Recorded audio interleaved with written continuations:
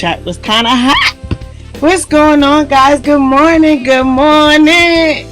It's your girl, Neo Soul recording artist Lahla-Hadiya, back again for another segment of Morning Tea with Mom. How are you guys? You guys good? How was your weekend? Mine was amazing. It was amazing. So, today we're about to get back into the groove of things. And we're gonna bring up this topic right here, right? I need all my fellas. I need you guys to sound off on this one. Because I just need to know. I just need to know what you think. There are so many conflicting views that I've heard over the years about crying. So the topic today is: do you think crying is an act of weakness, and is it different for men and women? So, meaning like, is it okay for women to cry, but if men cry, it's like no bueno. So I need to know that. I'm gonna bring my mom on real quick so we can get started with this. Hey, hello. Hey, what you doing? What you doing at 7:30 in the morning? What you doing?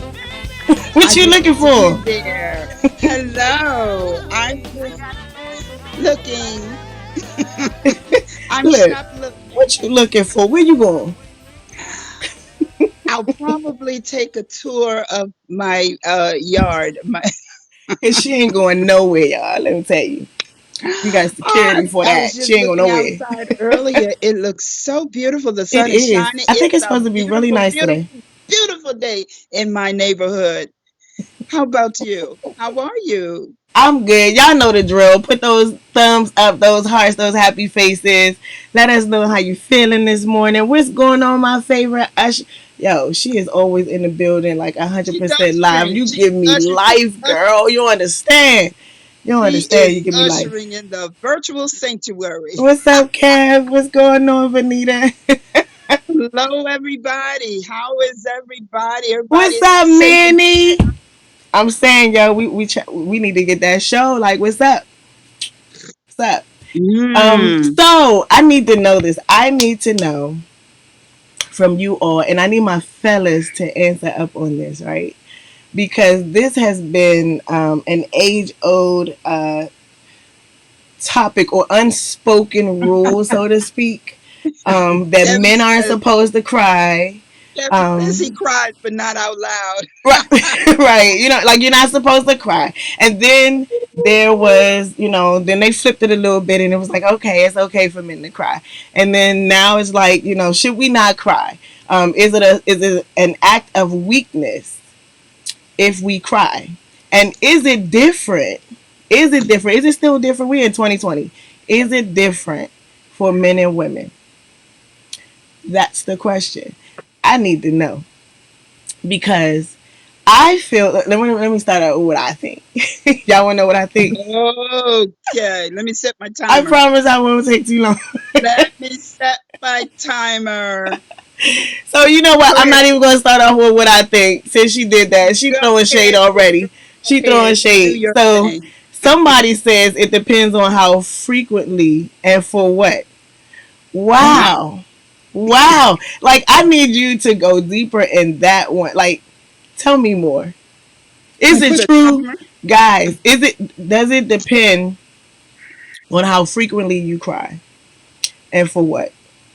Um, and what does this subject have to be about? Like, is it so if it's a relationship and a man cries, is he weak?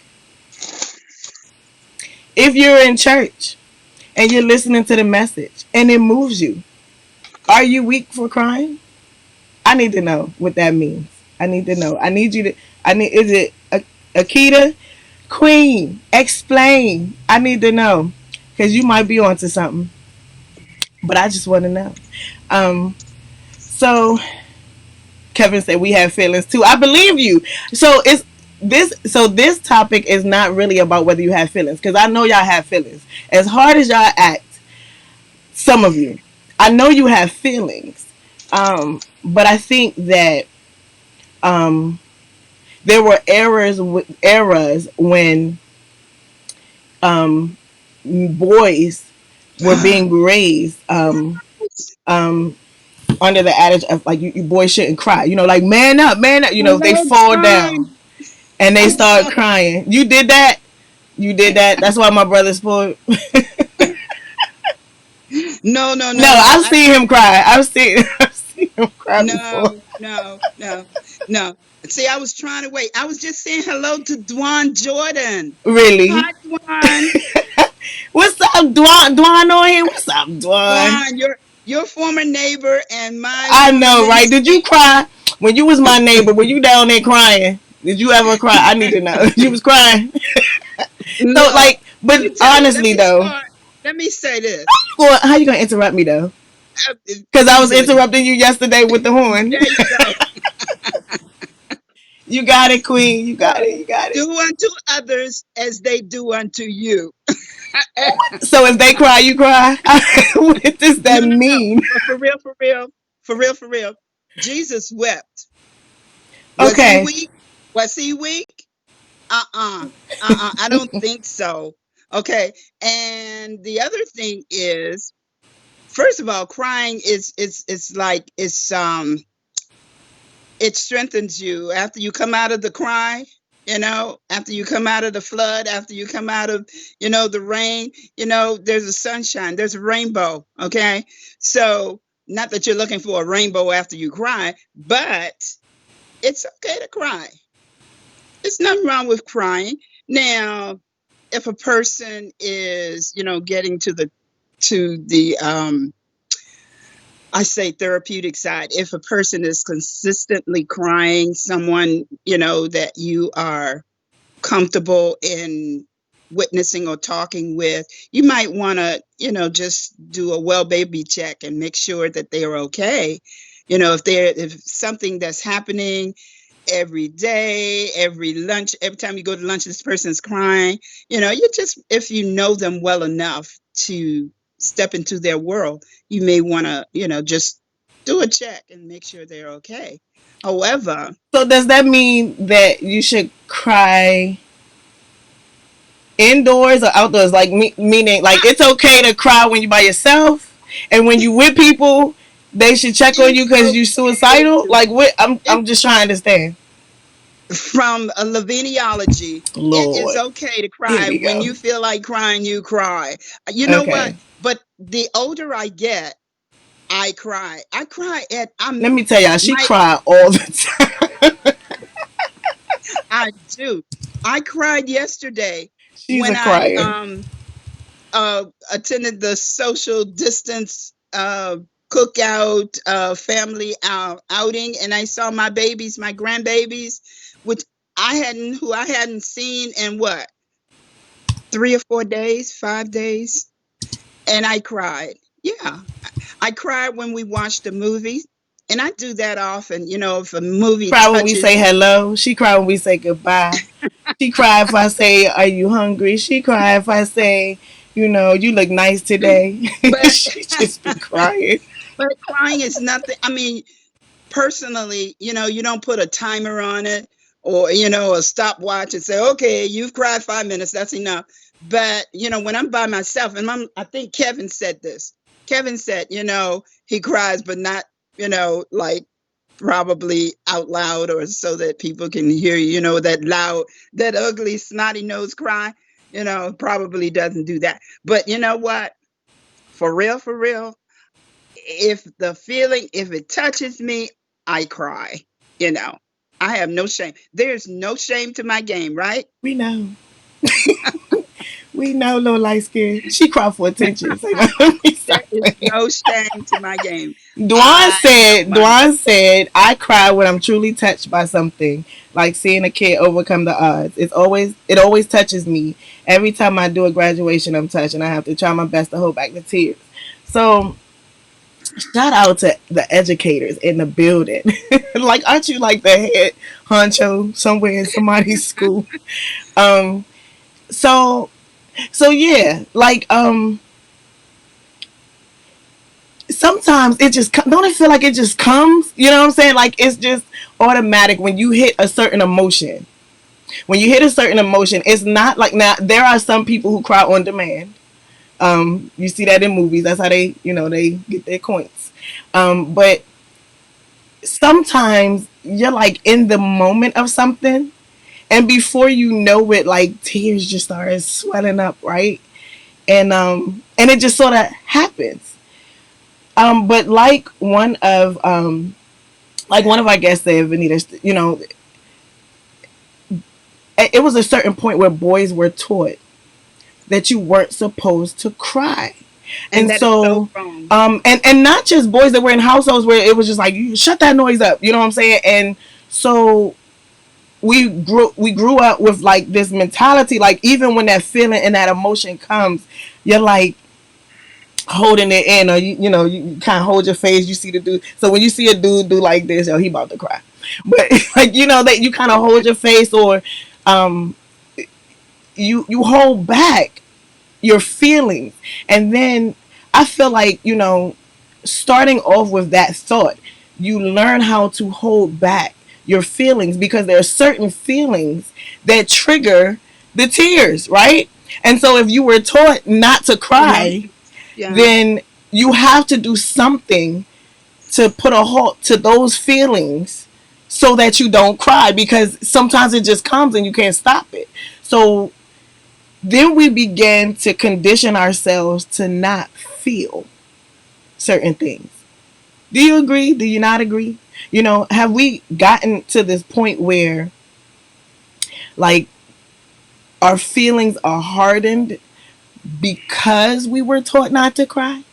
And so, even in an age or era where it's like, it's okay to cry, some people just are conditioned to, like, keep those walls up. Because you got to put blockers.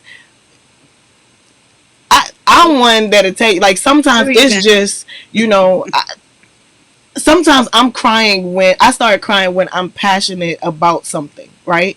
I could be telling you something and I'm so passionate about it. I think I shed a tear like last week. We were talking about had something to do with the pandemic and people staying in but in the house, they weren't coming out. Like they need to stay home and they get other people infected. And so I was talking about it, but I was very passionate and aggressively talking about what I felt. And before I knew it, like my eyes were welling up with tears. So it's not um like I don't feel like I'm weak. It's just certain emotions that I get You have to that let it flow. trigger the tears. Like God just wired it that way or Let me something. I ask don't you, know. let me ask you this. What happens when you have a boiling pot of water and you put a top on it? Eventually it's going to do what? It's going to flow out, Mhm. right? Just everywhere. And what happens in a very serious side, not just now with the pandemic, but oftentimes there are people when they lose, and during this time, a lot of people are losing their loved ones and family members, even being separated from family members and their loved ones. Um, there, because those people who have been trained and taught you're not supposed to cry, it's a sign of weakness. At some point, you have what we know now is a breakdown. You have these mental health issues. And it's You just getting like where that I'm pot of going. water, just like the pot of water that's boiling. And if you compress it, if you keep the top on it, science students, it's going to boil out. It's going to just spill all over. Same thing with a human. When you suppress, when you hold these feelings inside, for whatever reason, because you were taught not to cry. Boys, particularly, is a stereotypic thing where many boys have been trained and taught that it's a weakness. It makes you, people will think you're weak. Even some young ladies, they'll think you're weak They be like, if "What you crying for?" Like, you know. But and then I know personally, um, some people or a person, particularly that I'm thinking about, when their father passed. they didn't cry for at least a month. And then when it came down, and I see her You big eyes, see, her because eyes you was talk big. about me. Come on now. I'm about to cry But now just cause all the I tears I've get been like, saving. wow. Yes, I yes. know what you're And talking when about it me. It was a came little longer out, than a month, yeah. it was like a relief. You could see the relief. It was almost like in the cartoons But where it you see almost didn't stop, the you know? It almost didn't stop. yeah. And so it can be unhealthy not to cry. It's like not releasing that pressure, you know, as we go along through life. Um versus waiting until, it builds, it builds, it builds, it builds. It's like a snowball effect. And eventually, when it does come out, it's like the big bang. It's a just everything just goes, and it's uncontrollable. So, um this boy girl thing, as far as crying, is feminine, it makes you big, I think I say we just, we have to get beyond that. And I think we're going to see a lot of that during these times. People who are losing jobs for various reasons. People, the emotional side is coming out, and it's moving more into that mental health side, where people are really, they're bottling up these feelings inside. um, Heads of households, who are not able to meet their mortgage payments, their rent, their whatever, car payments, and you talk about crying. I've cried several times, because in my praying and fasting and thinking of people, and I don't even know, I may see something on TV, and that's one of the reasons I had to kind of cut back on that. But seeing things and hearing things, and just knowing that there are people right now who are in much worse shape than I am in, and they're suffering. They have large families. They, and it's really, it touches my heart. So it does, and there have been some points, and there are some points where I do cry, not just for myself but for other people.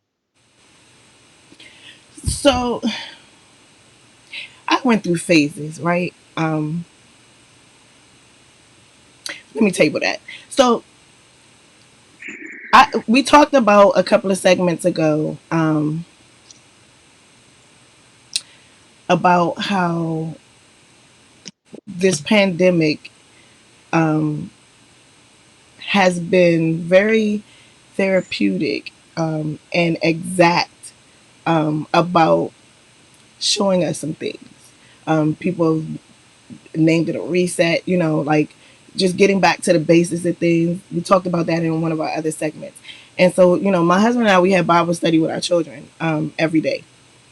And so, one of the topics, each one of us, we take a day. And so, one of the topics was about trials and tribulations, and does God allow them, and why? And so, and does He actually sometimes bring them? So I think back to when um, Kobe Bryant passed away. And as I was watching the news, and just being in the public and hearing the thoughts of people, just, just bringing up conversation in a grocery store line, and then listening to the tributes that happened when they had a memorial, like, I think the whole entire nation, like, cried at one point. And it wasn't even for the same thing. Like, because I heard some people talking, and it started out about Kobe, and then people started reminiscing about certain things and talking about where the state of the world is, right? Um, they started talking about their families, the connection or the lack thereof, and people all over the nation, like, cried. Like, cried. And I used to see posts where people were like, yo, I didn't even know Kobe, but I felt like I was a part of the family. You know what I mean? When that happened, it was like it brought people together on one accord for something tragic. that we considered tragic. Um, I wanted to believe that even in situations where we see that it's tragic, or we think it, or we see it as a trial or a tribulation, God has every right, and sometimes idea to bring good from it. Because if you're in God, if you die from this life, it's not tragic, because you're living a life eternal with Him. So to Him, it's not tragic. To us, because of our comfort and our attachments, things seem tragic when we lose. So um, I feel like everybody came together as a nation, like all over the world, like people were touched, and it touched them in different ways, and it Like, brought out the emotion that actually worldwide was being bound.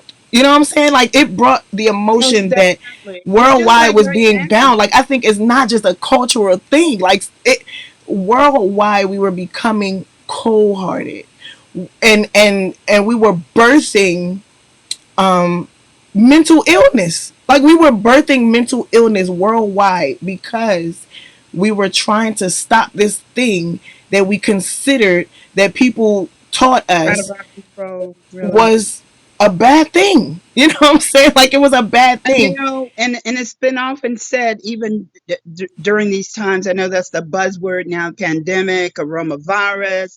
Um, but when I think about what is happening now, and as with other times when there've been tragic things happening, because this is certainly not the first time that our world has seen tragedy. 9/11, for example, That's another it one. touches people in different ways. You can't measure. It's just like grieving. It's no litmus for determining how much you should grieve. There's no litmus paper to determine how much you should be, share your emotions or pour your emotions out. Out of what I've learned in these years is that out of tragedy, out of mishaps, out of every tragedy or mishap, there comes something just like that rainbow that comes out of a storm or rain. There's usually something good that comes out of it. For me, that's that light at the end of the tunnel, and knowing and looking at, for me as a believer, what God has already done in my life, even in those chaotic situations. He's always brought me through. And even though it's not when I wanted it or requested it, through my prayers or what have you, just the security in knowing that it's going to be okay. It will be okay. And with the what is happening with us now, there's sometimes when I'm thinking, gee whiz, I know this is really crazy to say, but wouldn't it be nice if, I wouldn't want another, the pandemic. I wouldn't want to experience that again. But I don't think it's we so have to if nice we to all see get it. people. It's nice to see people being civil with one another. It's nice to see big businesses and many folk, you know, really looking beyond themselves and treating people as human. And I guess that's what really bothers me with our executive branch, our executive government, to see the lack of sensitivity, to other people. I've said this many times. Yes, I do. I pray for our president, so designated president of the United States. I pray for him because I'm thinking, anytime a mother, and I say give up on, I don't have any evidences of that. I only have evidences of things that were said. Anytime, and there are many children, being an educator, seeing many children, young children, at an early age being cast aside, not just by the world, but by their own parents and relatives, it saddens me. I've cried, with my students. I still cry when that first note of the pomp and circumstance plays. When I came graduated from high school, that was the thing. Was that organ playing pomp and circumstances, and I cry. I cry now at weddings for sometimes different reasons that the other people are crying just from, Wow. I'm thinking, She's shady. She's I'm shady, thinking, y'all. okay, She's shady. I'm crying for, I have some Don't do personal it. She's reasons shady. why I'm crying. But in all seriousness, so out of good, my point is, out of tragedy, out of mishaps, oftentimes come something good. And I'm looking for something good. I like to look at the glasses half full versus half empty. So I'm looking for something good. And it already has. It already has. And I'm hoping and praying that the same attitude that people are taking now, they're working together, they're cooperating, uh, families are coming together. They're introducing themselves to each other because many, for the most part, because of the jobs, because everybody's working back and forth like a conveyor belt, and they have not been in contact with their families. So now is a time where they have no choice. Although there's also the flip side of it. There's a flip side, where families, because they're together for a period of time that they, for the most part, have not had that time together. You know, some I cry adverse. because I got a lot of kids. And I'm You should tired. cry. I'm tired. Yes, It's I working from home and homeschooling. Help. I'm crying. I'm I about to cry sometimes cry. now. I joking, just joking. I sometimes cry when when my daughter calls me and says, "Can you do me a favor?" Oh my gosh. I know what Crazy comes though. at the end of that, but it's okay. Now, it's just, before the I pandemic, I love would just my drop them babies. off. I love Yeah. my babies. I love all of So, them. so let me ask this question then, because I think I just said this in a comment to somebody privately on here. But so if we were, they said something about it being a cultural thing where men are taught, boys are taught not to cry. Mhm. So looking at the outcome of that, do you think that holding back that emotion, because it doesn't dissolve, it's there, that it pushes it into a different emotion Of and comes course, out differently, and that's why we get the anger, that's why we get you know that rage, of because course. you got to release it, right? It's not being released, it's inside Mhm, of you, mhm, but now it has to transfer to something else in order for it to come out, or you're going to like bust. So you have either one or two people. You have a person who is emotionless, or you have a person who um, takes that emotion, that sensitivity, and transfers it to anger or rage. And so now when they want to express themselves, it comes off aggressive. It comes off throwing the hands. It comes off when I got to put my hands on you, or I got to scream out, or, you can't rationalize with me because one, um, during the transfer, it was a struggle because you really want to cry but you can't because you were taught you weren't supposed to. So now, as you're transferring, it builds up even greater. So when it comes out, it's like and you have abuse, physical abuse. You have emotional and verbal abuse. Like, do we see that as what's happening? Like when we teach our children, when we teach our boys, especially even our girls. I won't even say just the boys because there are some hardcore females that grow up and raise hardcore females And so now you have these females who can't keep their hands to themselves. They feel like if they cry, it's a form of weakness, and now you can be controlled.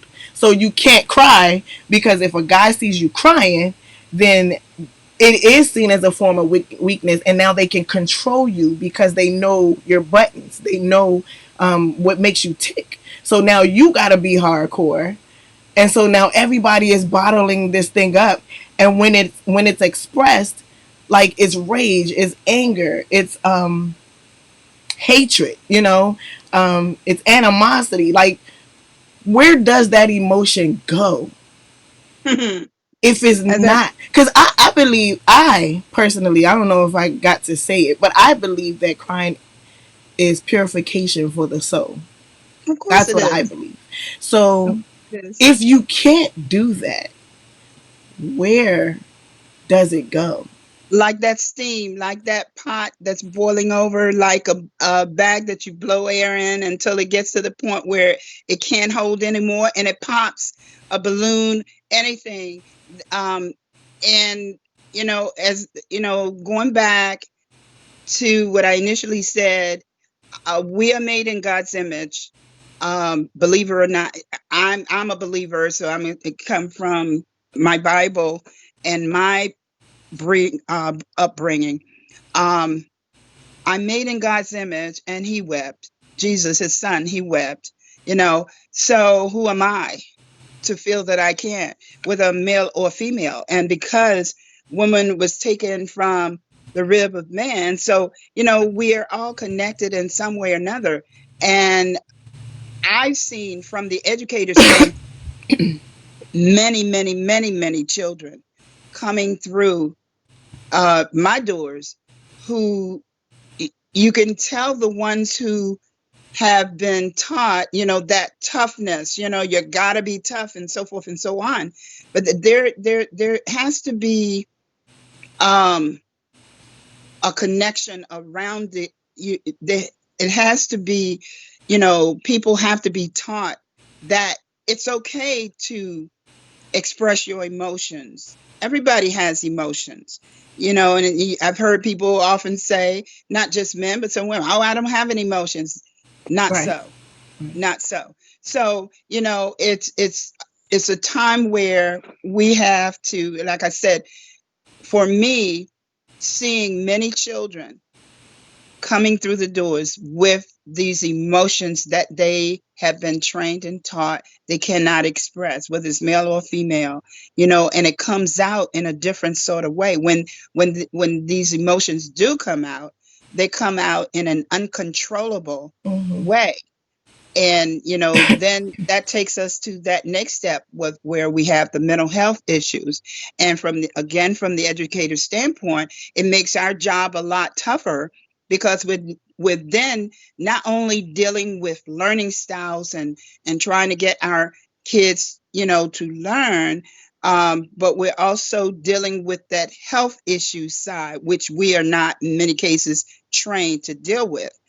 And many teachers don't have the patience to deal with, and many, because as an educator, the time frame does not lend itself to you being able to play nursemaid, teacher, mommy, daddy, so forth and so on. So and everything, learning starts from the home, starts from within the home. So it has to be a time where families are really working together to train their kids, train children at a young age. You know, it's okay. And the best way I found to do this is by modeling. You know, can't be do as I say and not as I do. It has to Yeah. be modeled. You can't tell a child, you don't do this or you don't act this way, and then they're sitting there watching you. It's just like the old example that people used to use, and they still do.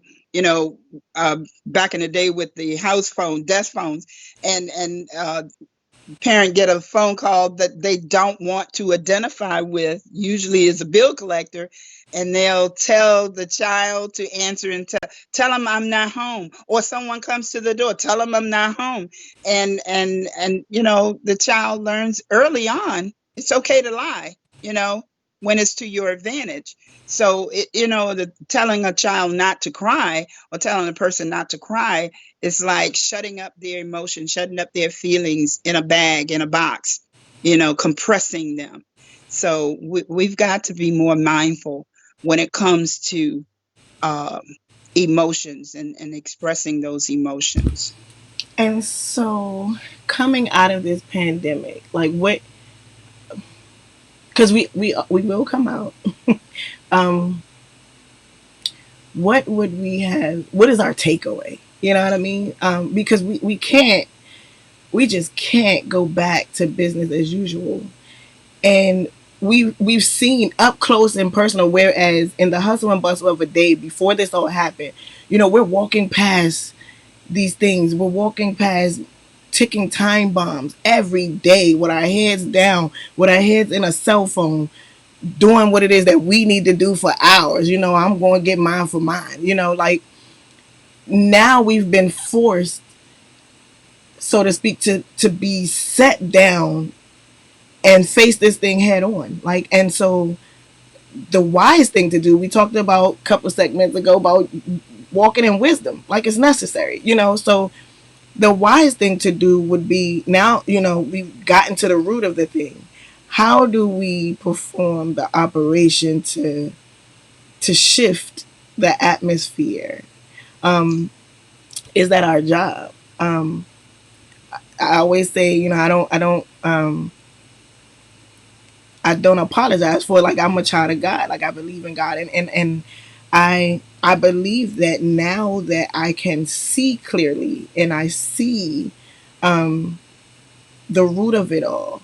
Like I'm in constant prayer and I'm shedding tears during the prayer because I want so, like my emotion is that God, like I need so much for my brothers and sisters, these kings and queens, to get it.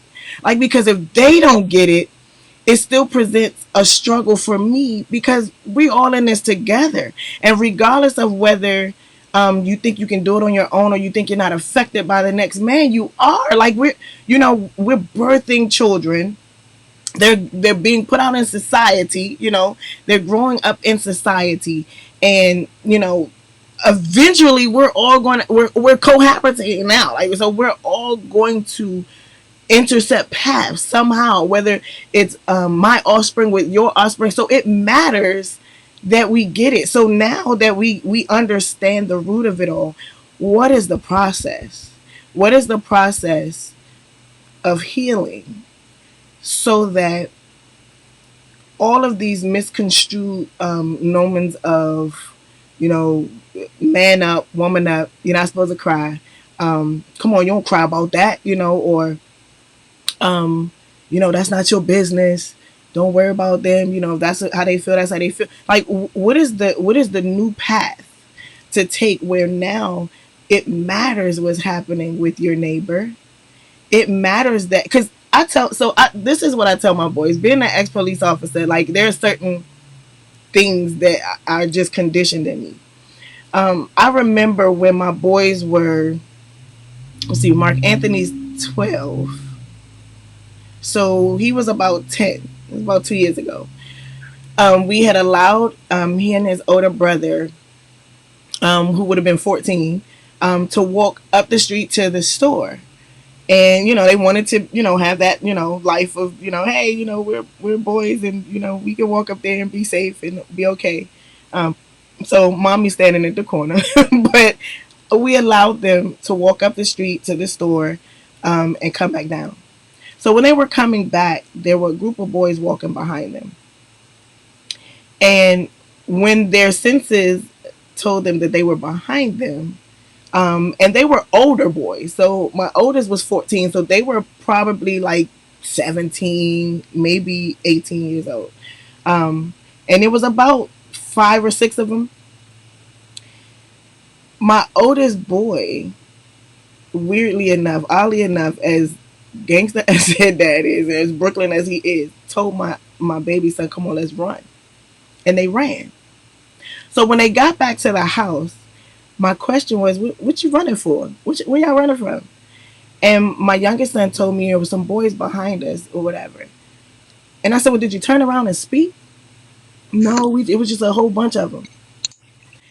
And for me, my thing is, first of all, turn around and speak so you know what you're dealing with. Like, I, for one, when I'm someplace, I always speak to people because how you respond to me lets me know what I'm about to deal with. So if you just turned around and spoke, you probably would have been able to tell whether you had to run, whether you had to fight or flight. Um, just how they answer, how they responded, how they didn't respond. You know, I grew up in a little rough patch when I was growing up, until we settled into where I met some amazing people, um, and I was I was always taught, and even in the police department, that when people stop giving you eye contact, then they start getting shifty. Then put your guards up. Put your eyes on, and pay attention. Um, and so if they had just spoke, and by the time the guys came down to where we live, they were like, "How you doing, man?" I was like, "Hey, what's going on?" I said, "Yo, speak." So they was like, "How y'all doing?" They was like, "Hey, what's going on, little man?" And the whole demeanor, and it could have been that I was there, but it was a whole bunch of them. And today, not too many of our young people are still respected elders. And I don't really look that old. So I think, but sometimes our interaction with other people is where I'm getting at. Sometimes our interaction with other people can be um, the antidote for the shift, or can be the vessel, or the tool necessary for the shift of emotion. Because there were times when I knew when I was taking a call and I had to get out the car and walk up to this car, there were at least two times where the hairs on my back raised up and I was like, this is about to be something. And I could tell when God intervened.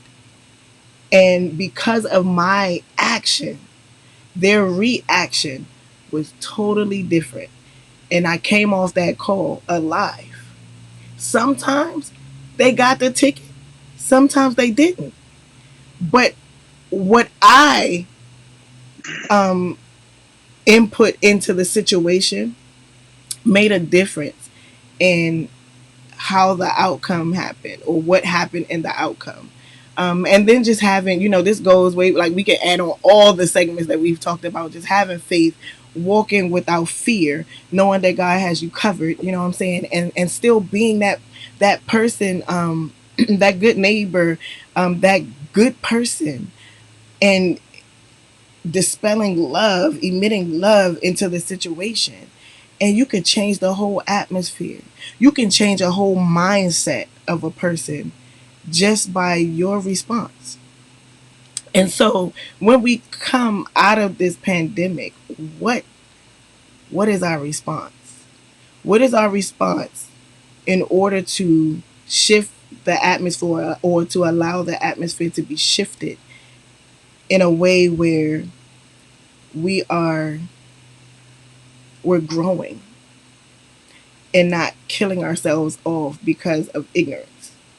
Because we know And we know now. that's an excellent segue for it's interesting how many of our topics since the beginning, and La had mentioned yesterday that we are now in our second season. Wow, it doesn't seem like wow that This is long, the end. but Today is the end of our second season. it's the Tomorrow is end of our season 3. actual end of our second season. But one of the topics that we have discussed had to do with us being, are you a part of the problem or part of the solution? And again, some this, the word pandemic and these words that are running across the TV screen, the radio, media, what have you, it seems, like overkill. However, this is a new norm. This is something we're going to have to deal with. And we will have to ask ourselves, and that goes back to that conversation that I've mentioned on several occasions, that mirror conversation where you're looking in the mirror and asking yourself, are you a part of the problem or part of the solution? Mm-hmm. And with this situation that we're in now, even as we transition back into what many of us are saying, where we were. And my son had to remind me last evening, we're not going to be where we were because things have changed. Okay, things have changed, and we know it now as the new normal. What used to be, is gone. And we're going to have to deal with things educationally. We definitely will have to deal with that. We will have to do with many of our jobs. People who were not able to work from home, um, either they will go back to their previous job or won't have a job. So again, you have some changes that are taking place. Um, Mothers who have been homeschooling their kids, Oh, they Jesus. go, Help me. and it may I think I'm be. about to start a school after this. Psych. Psych. It's funny she should say that because and going back also that as far as my bio, it's that's something that I've done, something that I always wanted to do from early on, third grade. So, but now there, we have to look at things a little bit different. My point being, we will have to, it's not an option. We will have to look at things a little bit different from the way we saw things pre-pandemic. Um, so, it's not a thing of getting ready. You have to, at this point, you should be ready for the changes that are coming, Because they coming. that are occurring. We really do have to be a part, make ourselves a committee of one to be a part of the solution versus a part of the problem. You know, um, so this is really interesting. I find this topic, one that we could easily have with that in our family circles, even in your church circles, churches. It's going to be this a lot different. People are going to be, now, even though the executive branch is saying, hey, we'll transitioning back into, it's not going to be the same. It's not the same. There has not been a cure that satisfies me, and I'm sure a lot of other people. There's not been anything to indicate that, first of all, that what causes this virus. And second of all, what could cure the virus, if anything.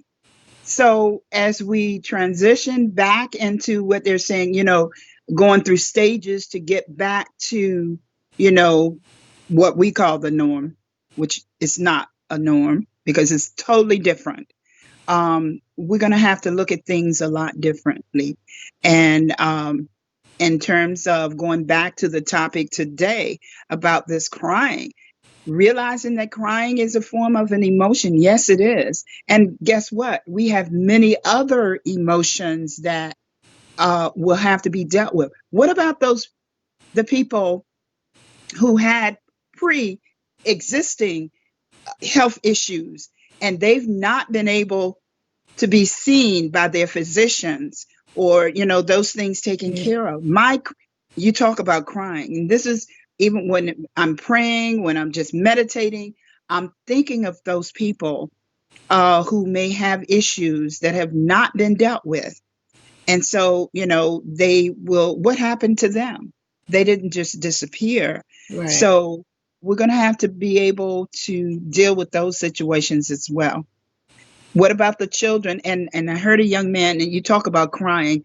I heard there was a video, sort of like at the beginning of this pandemic situation, where a young man, I want to say high school age, who was basically, he wasn't crying, but he was full of emotions because he was saying, I had problems in the classroom. And right now, doing this distance learning thing, I have some real problems because I have questions that cannot be asked as I did in the classroom. It gives a lot of students who were causing problems a part of the problem and not the solution. It gives them an opportunity now to respect what was being done or attempted to be done in the classroom, you see. But it brought me to tears seeing this young man pouring out his emotions without tears, but in anguish.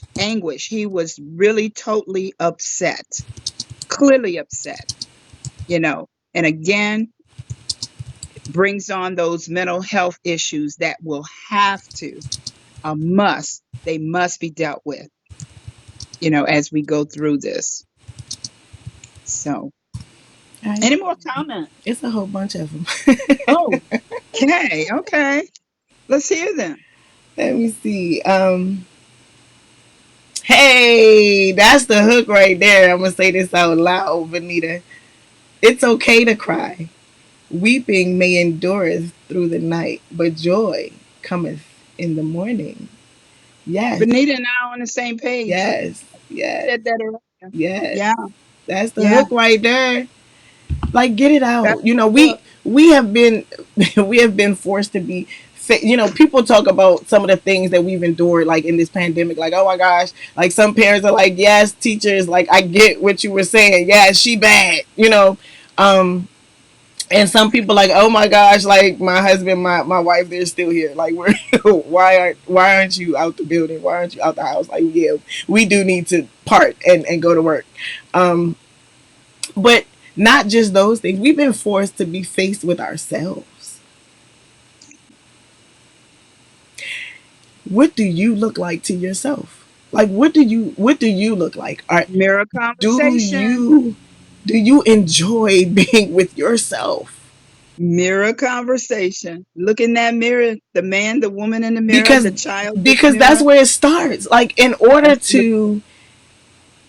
in in order to infect um and saturate this world with this new way of life, first of all, we have to face ourselves and figure out what this new way of life is going to look like, so that it can be positive, so that this world can be saturated with something that exhibits growth and not going backwards.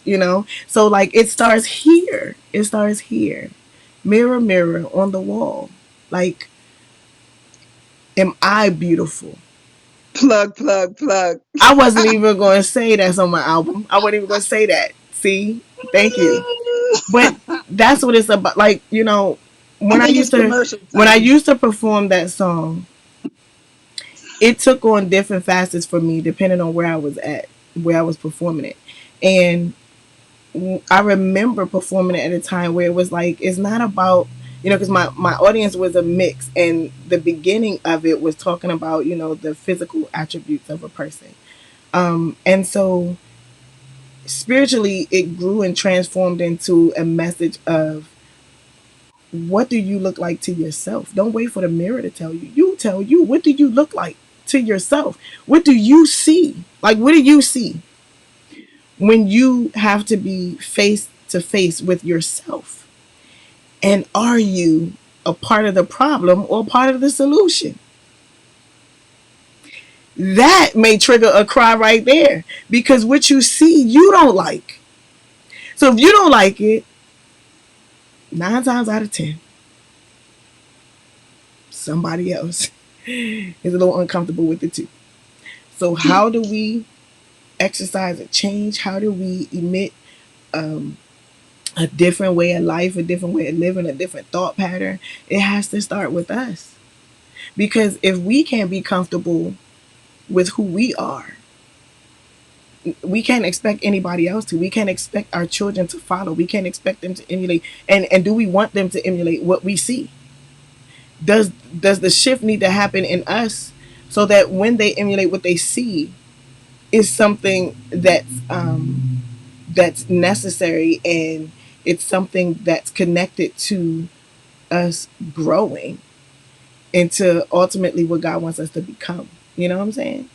So cry, cry, cry in season, like they say, pray in season, pray out of season. Cry in season and out of season. I cry like I one of my old well she was the we were schoolmates.